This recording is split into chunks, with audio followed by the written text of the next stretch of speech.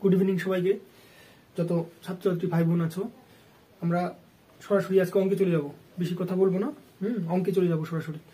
আচ্ছা দেখো, বলছে 2 অঙ্ক বিশিষ্ট একটি সংখ্যার, 2 অঙ্ক মানে কি, অঙ্ক কাকে বলে দেখো। এই ধরো একটা সংখ্যা লিখলাম, ঠিক আছে, এটা একটা সংখ্যা, এখানে অঙ্ক আছে কয়টা বলো তো, 3টে। এগুলো এক একটা অঙ্ক, বুঝতে পেরেছ? এটা হচ্ছে একক স্থানীয় অঙ্ক, এটা দশক, এটা শতক, ঠিক আছে। তো এবার বলছে দেখো, একক স্থানীয় 2 অঙ্ক বিশিষ্ট একটি সংখ্যার একক স্থানীয় অঙ্কটি দশক স্থানীয় অঙ্ক অপেক্ষা 6 বেশি এবং অঙ্কদ্বয়ের গুণফল সংখ্যাটির চেয়ে 12 কম। এত কিছুই আমি ভাববো না, তাই না? আমার এত কিছু ভাবার দরকার নেই। বলছে 2 অঙ্ক বিশিষ্ট একটি সংখ্যার একক স্থানীয় অঙ্কটি দশক স্থানীয় অঙ্কে অপেক্ষা 6 বেশি। তাহলে আমি যেটার থেকে বলবে সেটা ধরবো। তো এখানে আমি ধরতে পারি, যেহেতু বলেছে দশক স্থানীয় অঙ্ক অপেক্ষা 6 বেশি, মানে তোমার হচ্ছে, তাহলে এখানে আমি কোনটা ধরবো? দশক স্থানীয় অঙ্কটা। তো দেখো ধরি দশক স্থানীয় অঙ্কটি এক্স। তাহলে একক স্থানীয় অঙ্ক কত হবে বলো? একক স্থানীয় অঙ্ক তাহলে কত হবে? একক স্থানীয় অঙ্কটি দশক স্থানীয় অঙ্ক অপেক্ষা 6 বেশি। তার মানে একক স্থানীয় অঙ্ক হবে এটার থেকে 6 বেশি, মানে এটা প্লাস 6। তাহলে অতএব একক স্থানীয় অঙ্কটি সমান সমান এক্স প্লাস 10, কারণ 10 বেশি বলেছে, ঠিক আছে। সরি 6, 6 বেশি বলেছে, ঠিক আছে। তো এবার বলেছে, এবার দেখো তোমাদের একটা কথা বলিনি, এবার তাহলে সংখ্যাটা কি হবে বলো তো দেখি। এখানে দশক স্থানীয় অঙ্ক তুমি পেয়েছো, একক স্থানীয় অঙ্ক পেয়েছো, তাহলে সংখ্যাটা কি হবে দেখো তো একটা জিনিস। ধরো তোমাদেরকে একটা আমি সংখ্যা দিলাম 23, এখানে এই সংখ্যাটা হচ্ছে 23, কি করে এলো দেখো। এটা যদি একক হয়, এটা দশক হয়, তার মানে কি দশক স্থানীয় যে অঙ্কটা আছে, দশকের ঘরে যে অঙ্কটা আছে, তাকে কত দিয়ে গুণ করবো? 10 দিয়ে গুণ করবো। তাহলে 2 গুণন 10 প্লাস একক স্থানীয় অঙ্ক, তাহলে 10 দুগুণে 20 প্লাস 30। সংখ্যাটা কিভাবে পেলাম দেখতে পেলে? এই 23 সংখ্যাটা কি করে এলো? তার মানে দশক স্থানীয় অঙ্ককে তোমার 10 দিয়ে গুণ করবো, তার সাথে একক স্থানীয় অঙ্কটা যোগ করে দিব। তো দেখো তাহলে অতএব সংখ্যাটি কত হবে এখানে বলো? সংখ্যাটি সমান কত হবে? এই দেখো দশক স্থানীয় অঙ্কটি কত? এক্স, তার মানে এক্স ইন্টু 10, তাই না? এই যে দেখিয়ে দিলাম যে দশক স্থানীয় অঙ্ককে 10 দিয়ে গুণ করতে হয়, তার সঙ্গে একক স্থানীয় অঙ্কটা যোগ করে দিতে হয়। তাহলে প্লাস এক্স প্লাস 6, তাহলে ইকুয়াল টু কত হবে? 10x plus x plus 6 equal to, দেখো 10টা এক্স আর একটা এক্স মিলে কতগুলো হয়? 11টা এক্স প্লাস 6। তাহলে সংখ্যাটি তুমি পেয়ে গেছো। এবার কি বলছে? বলছে বেশি এবং অঙ্কদ্বয়ের গুণফল সংখ্যাটির চেয়ে 12 কম। এই যে অঙ্ক, এই যে এক একটা অঙ্ক, এই অঙ্ক দুটোর গুণফল, ঠিক আছে। তাহলে অঙ্ক দুটির গুণফল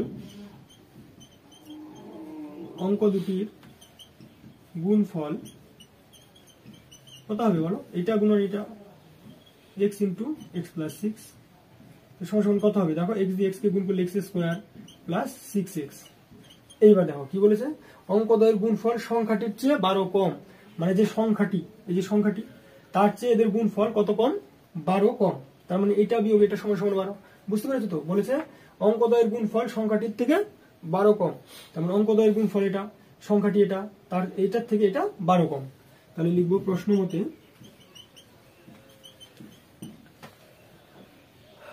11x প্লাস 6, এটা লিখলাম, হ্যাঁ এটা লিখলাম, minus x square plus 6x equal to 12, और 11x প্লাস 6। এবার দেখো মাইনাসটা, মানে ব্র্যাকেটটা উঠিয়ে দিব, তাহলে কি হবে? মাইনাস এক্স স্কোয়ার প্লাসে মাইনাসে মাইনাস 6x ইকুয়াল টু 12, और এবার দেখো মাইনাস এক্স স্কোয়ার, এবার 11x থেকে আমি মাইনাস 6x বিয়োগ করবো, তার মানে কি 11 থেকে 6 বিয়োগ করলে 5 হবে, আর চিহ্নটা এটার কিছু নেই, মানে প্লাস এটা বড়, তাই জন্য প্লাস চিহ্ন দিব, 5x হবে, তাই তো?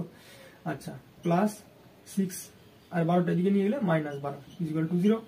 তাহলে অর এবার দেখো জিনিসটা, এখানে মাইনাস এক্স দিলাম, মাইনাস এক্স স্কোয়ার দিয়ে দাও, প্লাস 5x, এখানে 12 থেকে 6 বিয়োগ করলে কত হবে? 6 হবে, আর চিহ্ন এটা যেহেতু এই বড়টার চিহ্ন মাইনাস, তাই জন্য মাইনাস দেবো ইকুয়াল টু 0। এবার তোমাদের একটা কথা বলি, এখানে মাইনাস আছে, তাই তো? এটা এখানে প্রথমে তো মাইনাসটা কেমন একটা ব্যাপার, তো আমি মাইনাসটাকে অমিট করতে পারি কি করে? দেখো এই মাইনাসটা যখন আমি এদিকে নিয়ে যাব, তাহলে কি হবে? চিহ্নগুলোকে আমি চেঞ্জ করে দেবো, তাহলে এক্স স্কোয়ার দিব এখানে, তাই না? তাহলে এটা কি হয়ে যাবে? প্লাসটা মাইনাস হয়ে যাবে, কারণ এটাকে উঠিয়ে দিচ্ছি, তাহলে এটা 5x এটা মাইনাস আছে, তাহলে এটা কি হয়ে যাবে, এটা +6 ইকুয়াল টু 0। ঠিক আছে, এটা হয়ে গেল তোমার সমীকরণ গঠন। ঠিক আছে, 8 নাম্বার, তাই তো? মানে কষে দেখি 1.1 আজকেই শেষ, তাই তো? দেখো বলেছে 45 মিটার দীর্ঘ ও 40 মিটার প্রশস্ত। দীর্ঘ প্রশস্ত কথাটার মানে কি জানো তো?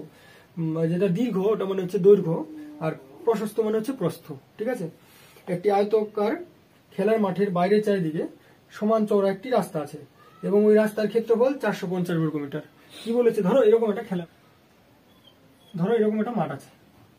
ঠিক আছে, আচ্ছা এই মাঠটার কি বলেছে, মানে দৈর্ঘ্য বলেছে কত, 45 মিটার। মানে এই যে এইটুকু হচ্ছে 45 মিটার, এটাও 45 মিটার, এটাও 45 মিটার। আর এটা কি বলেছে, প্রস্থটা বলেছে 40 মিটার। তার মানে যে এখান থেকে এইটুকু 40 মিটার, এটুকু 40 মিটার, এটা তাহলে 45, তাই না? এবার কি বলেছে দেখো, এই খেলার মাঠের বাইরের চারিদিকে সমান চওড়া একটি রাস্তা আছে। ঠিক আছে, রাস্তা সমান বলেছে, হ্যাঁ,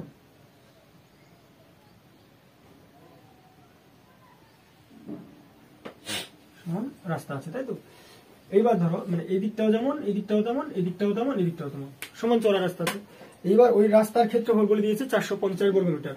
দেখো এটার ক্ষেত্রফল বলে দিয়েছে, তাই না? এই যেটুকুনি ক্ষেত্রফল বলে দিয়েছে 450 বর্গমিটার।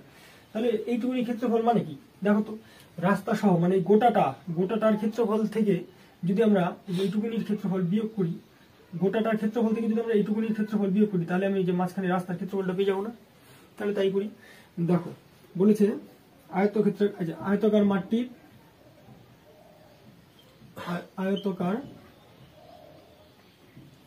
মাঠটি দৈর্ঘ্য সমান 45 মিটার। ঠিক আছে, তাহলে আয়তকার মাঠটির প্রস্থ দেওয়া আছে কত, 40 মিটার, লিখে নিলাম। তাহলে এবার মাঠের ক্ষেত্রফল তো আমরা বের করতেই পারবো, এইটুকুনির ক্ষেত্রফল, দৈর্ঘ্য আছে, প্রস্থ আছে, তাই না? তাহলে অতএব আয়তকার মাঠটির ক্ষেত্রফল সমান সমান কত বলতো, 45 গুণন 40, কারণ আয়তক্ষেত্রের ক্ষেত্রফল মানে দৈর্ঘ্য গুণন প্রস্থ। তাহলে এবার এটাই করো, এত বর্গমিটার হয়ে যাবে, তাই না? ক্ষেত্রফল সবসময় বর্গমিটার হয় আর আয়তন ঘনমিটার হয়। তো দেখো এত বর্গমিটার হলো, তাহলে আমি এইটুকুনি ক্ষেত্রফল পেলাম। এবার যদি বড়টা মানে রাস্তা সহ যদি ক্ষেত্রফলটা বের করতে পারি, তাহলে ওটার থেকে এটা বিয়োগ করলেই রাস্তার ক্ষেত্রফলটা সহজে বেরিয়ে যাবে। তাহলে এবার লিখবো রাস্তা সহ, ধরি এরকম লিখে নাও যে ধরি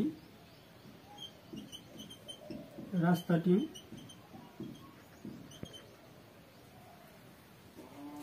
x মিটার চওড়া।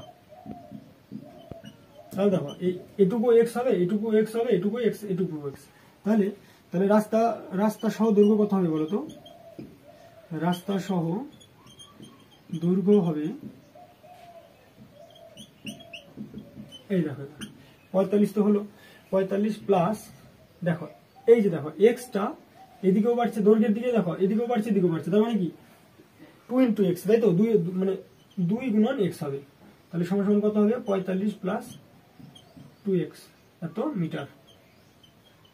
ঠিক আছে, তাহলে রাস্তা সহ প্রস্থ কত হবে, একই রকম ভাবে লিখবা, রাস্তা সহ প্রস্থ হবে 40 প্লাস 2 × x, কেননা এই চওড়াটা তো একই, দৈর্ঘ্যেও যা চওড়া প্রস্থতেও তাই চওড়া। তাহলে সমান সমান 40 প্লাস 2x মিটার। তাহলে রাস্তা সহ ক্ষেত্রফল কত হবে, রাস্তা সহ ক্ষেত্রফল সমান সমান কত, দৈর্ঘ্য গুণন প্রস্থ। তাহলে 45 plus 2x into 40 plus 2x, এত বর্গমিটার। ঠিক আছে, এইবার দেখো এটাকে যদি আমি গুণ করি তাহলে কি হবে, 45 কে যদি 40 দিয়ে গুণ করি তাহলে কত হবে, 4 × 5 = 20, 0, 4 × 5 = 20, 0 হাতে 2, 4 × 4 = 16, 17, 18, একটা শূন্য বসিয়ে দাও, হলো প্লাস 45 কে যদি 2 দিয়ে গুণ করি, 45 × 2 = 90x প্লাস দিয়ে দাও, এবার 2x যেটাকে গুণ করো, 40 × 2 = 80x প্লাস 2 দিয়ে 2 × 2 = 4 আর x মিলে x²। ঠিক আছে, তো এইবার এটা ক্ষেত্রফল পেয়ে গেলাম, তাই না? তাহলে দেখো এইটার থেকে, এটা কি রাস্তা সহ ক্ষেত্রফল, এটার থেকে যদি ক্ষেত্রফলটা বিয়োগ করি তাহলে রাস্তার ক্ষেত্রফলটা পেয়ে যাব। তাহলে আমি এটা থেকে এটা বিয়োগ করি, তাহলে লিখি প্রশ্ন মতে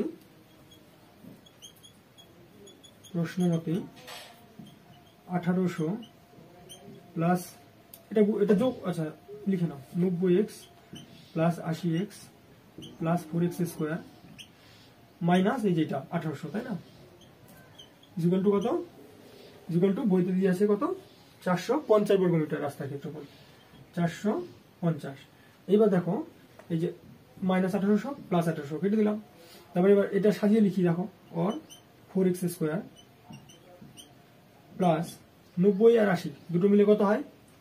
17, 170 হলো, তাই না? এক্স। এইবার দেখো এটাকে যদি এদিকে নিয়ে আসি তাহলে কত হবে? মাইনাস 450 ইকুয়াল টু 0, এদিকে আর কিছু থাকলো না। এবার দেখো এইখানটাতে আর এইখানটাতে কি কমন নিতে পারি আমরা, তাই না? দেখো এখানে কি কমন নিতে পারি? 2 কমন নিতে পারি। তাহলে অর 2 কমন নিয়ে নাও। তাহলে 2 দিয়ে 4কে ভাগ করলে 2 হয়, তাহলে 2x স্কোয়ার প্লাস 170কে 2 দিয়ে ভাগ করলে কত হবে? 85, তাই না? 85x মাইনাস এটাকে এটা দিয়ে ভাগ করলে 2 2 4, 225 ইকুয়াল টু 0। তারপরে 2 ইন্টু এটা সমান সমান যদি 0 হয় তাহলে এটা সমান সমান 0। তাহলে অতএব 2x square plus 85x minus 225 equal to 0। সমীকরণ গঠন কমপ্লিট। তাহলে আজকে আমরা কোষে দেখি 1.1 শেষ করে দিলাম। এর পরের দিন কোষে দেখি 1.2 থেকে শুরু করব। চলো করে ফেলো। আচ্ছা, তাহলে কোষে দেখি 1.1 কমপ্লিট করে দিলাম। তো তোমাদের বলছি এই কোষে দেখি 1.1টা 3টে পার্টে করা আছে। হ্যাঁ, 3টে পার্টে করা আছে, তোমরা ডিসক্রিপশন কমেন্ট বক্সে পেয়ে যাবে, ঠিক আছে? এবার তোমাদের যদি ভালো লাগে এটা তাহলে তোমরা পরপর করে তো দেখবেই, প্লাস বন্ধুদেরকে একটু শেয়ার করে দিও। আর আমি বলছি তোমাদের প্রত্যেকটা শুধুমাত্র অঙ্ক নয়, ভৌত বিজ্ঞান, জীবন বিজ্ঞান এবং পরপর তোমাদেরকে আমি দিয়ে দিব। তো তোমরা এটা ভালো করে ফলো করো। হ্যাঁ, ভালো করে ফলো করে ভিডিওগুলো করো। আশা করি তোমাদের আর এক্সট্রা কোনো পড়ার দরকার পড়বে না।